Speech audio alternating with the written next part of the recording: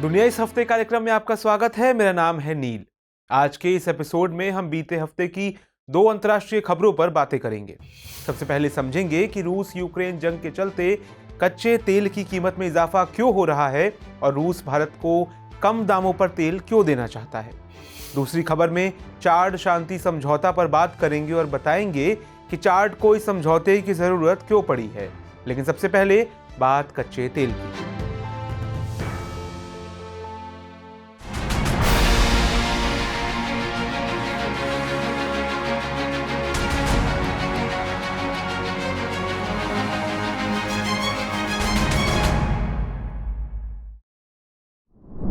दुनिया भर में जब भी कोई संकट अंतर्राष्ट्रीय रूप लेता है, तब इसके नतीजे के रूप में हमें आर्थिक संकट भी देखने को मिलते हैं। इस आर्थिक संकट में कई चीजें शामिल होती हैं और ऊर्जा संकट उनमें से एक है। मौजूदा यूक्रेन संकट में ऊर्जा संकट एक बड़ी समस्या के रूप में सामने आ रहा है। अंतर्राष्ट्रीय बाजार में कच्चे तेल की मांग और सप्लाई में अंतर से उसकी कीमत में लगातार इजाफा देखने को मिल रहा है। लेकिन बात सिर्फ मांग और सप्लाई में फर्क की नहीं है। अमेरिका के एक फैसले ने भी ऊर्जा संकट में वृद्धि की दिशा तय कर दी है। असल में जब से रूस ने यूक्रेन पर हमला किया है, तब से वो कई आर्थिक पाबंदियों को झेल रहा है। यूरोपीय संघ, अमेरिका समेत तमाम देशों ने रूस पर कई सख्त आर्थिक पाबंदियां लगाई हैं। इनमें रूस को स्विफ्ट सिस्टम से बाहर रखना सबसे अहम है। लेकिन एक कदम और आगे बढ़कर अब अमेरिकी राष्ट्रपति जो बाइडेन ने रूस से एनर्जी इंपोर्ट पर भी बैन लगा दिया है।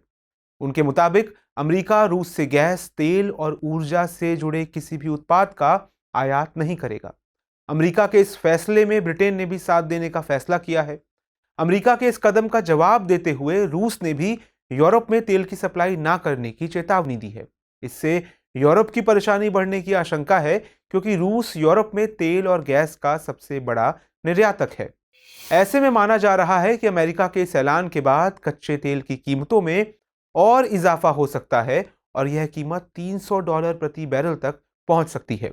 इस संकट के मद्देनजर वेनेजुएला ने तेल की आपूर्ति को पूरा करने के लिए उत्पादन बढ़ाने के संकेत दिए हैं। उधर बढ़ते घाटे को देखते हुए रूस ने भारत को कच्चे तेल की कीमत पर भारी छूट की पेशकश की है। हालांकि भारत अपनी जरूरत का 2-3% ही रूस से आयात करता है। मतलब ये कि यूक्रेन संकट के बीच ऊर्जा संकट एक बड़ी चिंता बनकर उभर रहा है और इस पर राजनीति तेज हो गई है। इसलिए आज इस पूरे मामले को समझेंगे। तेल उत्पादन और उपभोग के मामले में दुनिया के देशों के हालातों को जानेंगे कि तेल उत्पादन के मामले में रूस इतना बड़ा खिलाड़ी है कि उसके सप्लाई रोकने से तेल की कीमत आसमान छू सकती है। साथ ही जानेंगे कि क्या भारत रूस से अपने तेल के आयात को बढ़ाने वाला है। सबसे पहले समझते हैं कि दुनिया में कच्चे तेल के उत्पादन और उपभोग की क्या स्थिति है। दरअसल दुनिया के तेल निर्यातक देशों का एक संगठन है जिसे ओपेक या organization of the petroleum exporting countries कहते हैं। इसका मुख्यालय ऑस्ट्रिया की राजधानी वियना में है। 1950 के दशक में कुछ खाड़ी देश उपनिवेशवाद के खात्मे के दौर में अंतर्राष्ट्रीय राजनीतिक और आर्थिक संक्रमण देख रहे थे। यह वह दौर था जब बहुराष्ट्रीय तेल कंपनियां कच्चे तेल की कीमतें तय करती थी। ये कंपनियां उस दौर में तेल की कीमत बार बार गिरा देती थी। उनके इस फैसले से कुछ खाड़ी देश खासा चिंतित थे।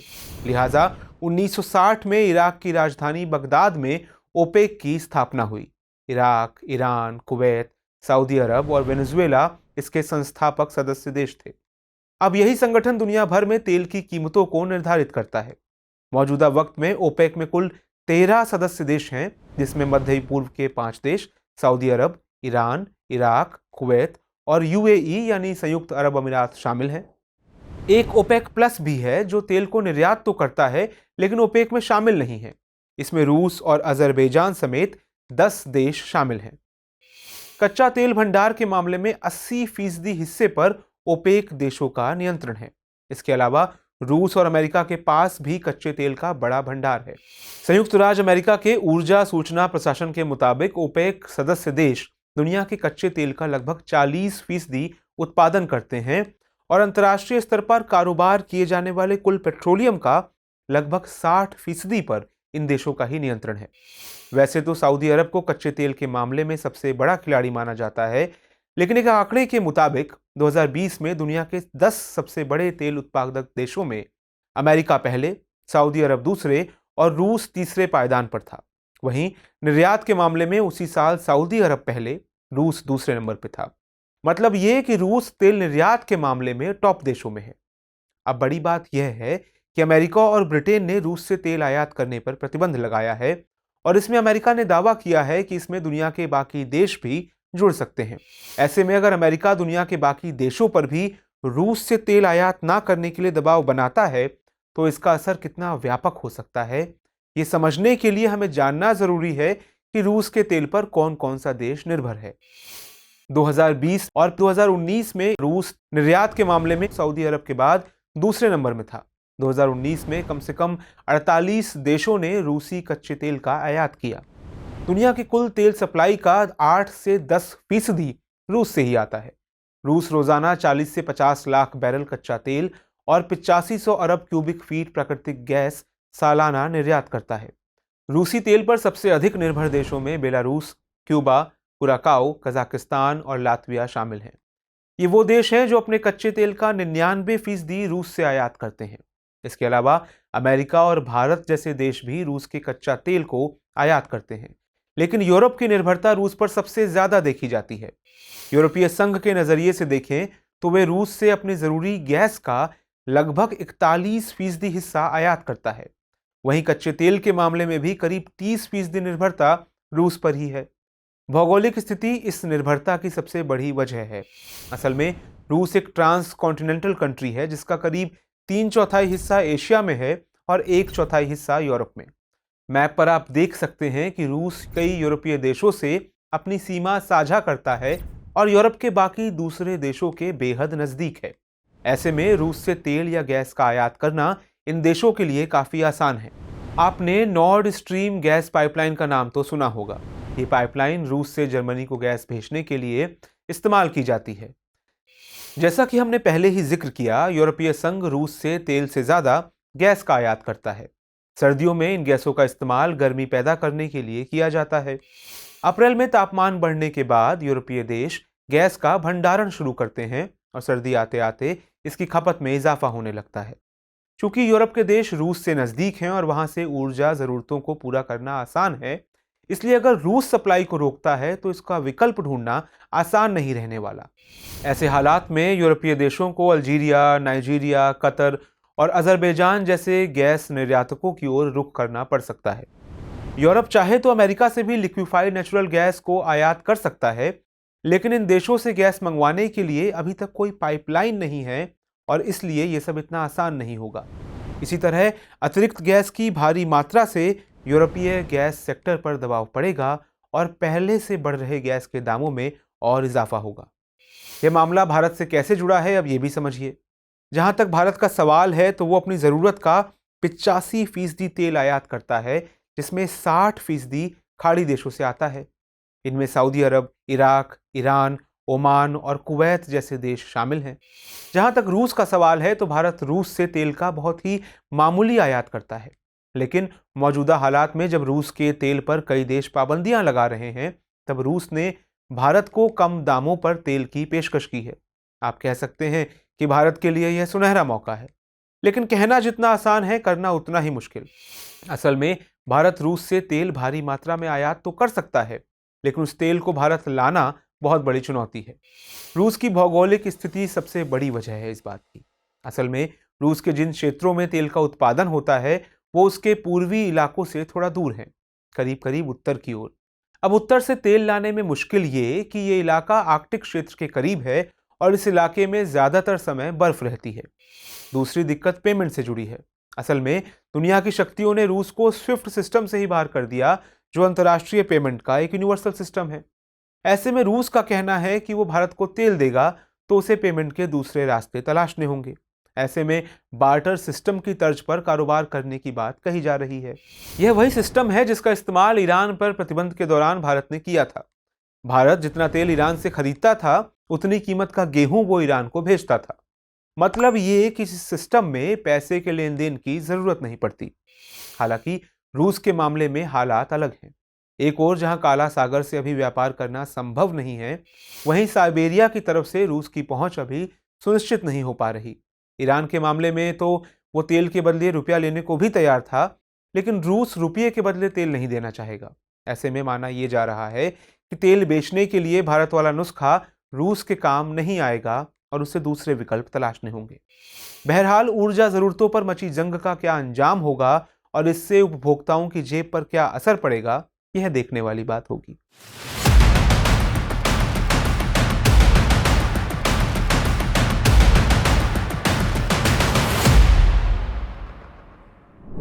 बीते हफ्ते कतर की राजधानी दोहा में एक शांति समझौता हुआ। यह समझौता मध्य अफ्रीकी देश चाड से जुड़ा था।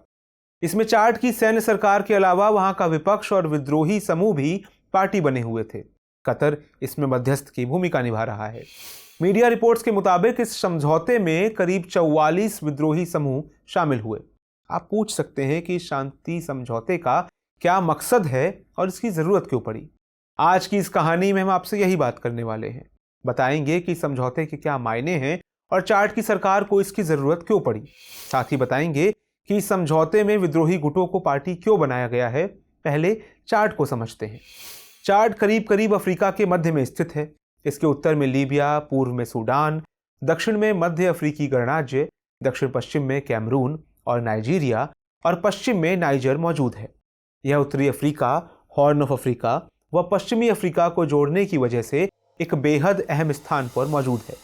लेकिन गरीबी और भुखमरी इस मुल्क की किस्मत बन चुकी है। चाड को फ्रांस से आज़ादी अगस्त 1960 में मिली। चाड को फ्रांस ने ही बसाया था और यह अफ्रीका में फ्रांस का मजबूत सहयोगी भी है। जब से चाड आज़ाद हुआ तब से यहाँ कभी विद्रोही समूहों ने तो कभी आर्मी ने शासन किया है। सबसे अहम बदलाव 1990 में आया, जब सेना ने फिर तख्तापलट किया और फिर दशकों तक सत्ता में कोई परिवर्तन नहीं हुआ। तख्तापलट करने वाले और शासन पर काबिज होने वाले व्यक्ति थे इदरीस डेबी। इदरीस सेना के एक अधिकारी थे। 1990 में सशस्त्र विद्रोह के जरिए उन्होंने हिस्सेन हेब्रे की सरकार गिरा दी और सत्ता अपने हाथों में ले ली। इदरीस 3 दशक से भी ज्यादा समय सत्ता में रहे। पिछले साल अप्रैल में विद्रोही गुटों से संघर्ष के दौरान उनकी मृत्यु हो गई। उनकी मौत के बाद वहां शून्यता की स्थिति पैदा हो गई, लेकिन एक बार फिर सेना ने सत्ता पर कब्जा कर लिया। एक सैन्य परिषद का भी गठन किया गया। फैसला किया गया कि इदरीस डेबी के बेटे महामत इदरीस डेबी इटनो के नेतृत्व में सैन्य परिषद अगले 18 महीनों तक शासन करेगी। महामत डेबी भी अभी सेना में कार्यरत हैं। इस 18 महीने के संक्रमण काल गुजर जाने के बाद चाड में स्वतंत्र और लोकतांत्रिक तरीके से चुनाव कराए जाएंगे। अब यहाँ पर 2 सवाल खड़े होते हैं। पहला ये कि इदरीस डेबी को विद्रोही समूहों ने क्यों मार गिराया, और दूसरा ये कि चाड में विद्रोही समूह आखिर क्यों पनप रहे हैं। असल में चाड फ्रांस से अपनी आज़ादी के बाद बड़ी संख्या में गृह युद्धों, विदेशी संघर्षों और तख्तापलट का सामना कर चुका है। जब इदरीस ने राष्ट्रपति पद पर कब्जा किया तब उन्हें फ्रांस और चीन दोनों का समर्थन हासिल था। वो अफ्रीका के साहेल इलाके में चरमपंथियों के खिलाफ लड़ाई में फ्रांस और दूसरी पश्चिमी शक्तियों के लंबे समय तक सहयोगी भी रहे। डेबी ने कई बार शासन के खिलाफ बगावत करने वाले विद्रोहियों को हराया। इतना ही नहीं, इदरीस खुद इस काम को अंजाम देने के लिए विद्रोहियों का सहारा लेते थे। 2005 से 2010 के बीच भी चाड गृह युद्ध का गवाह बना। यह लड़ाई चाड के उत्तर में बसे अरब मुस्लिमों और दक्षिण के उप सहारा ईसाइयों के बीच थी। दरअसल चाड में लगभग 52% मुस्लिम हैं, जबकि 43% ईसाई रहते हैं। ऐसे में दोनों आबादी में मामला करीब करीब बराबरी का है और ये वहां लड़ाई की सबसे बड़ी वजहों में से एक है। यही वजह है कि चाड में नेतृत्व ईसाई और मुस्लिम के बीच एक पेंडुलम की तरह बन गया है। जब एक पक्ष सत्ता में होता है तो दूसरा पक्ष आमतौर पर इसका मुकाबला करने के लिए क्रांतिकारी युद्ध शुरू कर देता है। यही वजह है कि वहां विद्रोही समूह लगातार पनप रहे हैं। हालांकि विद्रोही गुटों की समस्या से सिर्फ चाड ही 2-4 नहीं हो रहा। अफ्रीका के तमाम देशों का यही हाल है। इसकी वजह है कि यहाँ के ज्यादातर देशों में तानाशाही सरकारें दशकों तक सत्ता में बनी रही हैं। इस दौरान ये सरकारें निरंकुश होने के साथ साथ मानवाधिकार विरोधी भी बन गई हैं। ऐसे हालातों में विकास कार्य उनकी प्राथमिकताओं से काफी दूर चला गया। आमतौर पर यह भी देखा गया है कि आज़ादी के बाद यहाँ के देश अस्थिर हो जाते हैं। एक वजह यह भी है कि अफ्रीकी देशों में लंबे समय के बाद बदलाव होने पर भी सत्ता में कोई खास बदलाव देखने को नहीं मिलता। इसकी वजह है कि पहले से शासन में जुड़े लोग ही सत्ता पर अपनी पकड़ बनाए रखते हैं। अब जिम्बाब्वे को ही लीजिए। 37 साल शासन करने के बाद रॉबर्ट मुगाबे के हटने के बाद भी जिम्बाब्वे अफ्रीकन नेशनल यूनियन के पैट्रियोटिक फ्रंट नामक उनकी पार्टी सत्ता में बनी हुई है। ऐसे मामलों में सेना के वरिष्ठ अधिकारी सत्ता में फायदा हासिल करने के लिए पूरी तरह से सत्ता से जुड़े रहते हैं और इसलिए वो सत्ता को बदलने में कोई दिलचस्पी नहीं रखते। इसके चलते भी आम लोगों में असंतोष पनपता है और वे हथियार उठा लेते हैं। चाड की मौजूदा स्थिति भी कुछ ऐसी ही है। इदरीस डेबी ने लगभग 31 साल तक चाड पर शासन किया है। इस दौरान कई विद्रोही समूह वहां पैदा हुए और कई खत्म हुए। मौजूदा वक्त में करीब 4 दर्जन विद्रोही समूह वहां सक्रिय हैं। वे सभी सत्ता के लिए लड़ रहे हैं।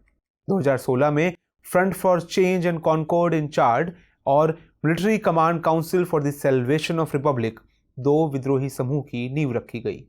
इन दोनों ने सरकार के खिलाफ बगावत शुरू कर दी और बड़े पैमानों पर सरकार से लड़ते रहे। इसी से संघर्ष के दौरान राष्ट्रपति इदरीस डेबी की मौत हो गई थी। हालिया शांति वार्ता चाड के इन्हीं संघर्षों को विराम देने के लिए की जा रही है। आने वाले समय में चाड में चुनाव होने हैं। ऐसे में सभी विद्रोही दलों को एकमत करने के लिए ये वार्ता बुलाई गई है। आने वाले समय में पता चलेगा कि यह शांति समझौता भविष्य में चाड के लिए कितना फायदेमंद साबित होगा। अब आज की इन 2 कहानियों पर आधारित 2 सवालों को देखते हैं। पहला सवाल, ऊर्जा जरूरतों के मामले में यूरोप किस तरह रूस पर निर्भर है? रूस द्वारा आपूर्ति बाधित करने की दशा में यूरोप पर इसका क्या प्रभाव पड़ेगा? मूल्यांकन कीजिए।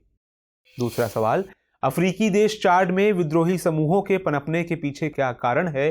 विवेचना कीजिए। दुनिया इस हफ्ते के इस एपिसोड में इतना ही। मिलते हैं अगले सप्ताह नई कहानियों के साथ। तब तक के लिए नमस्कार।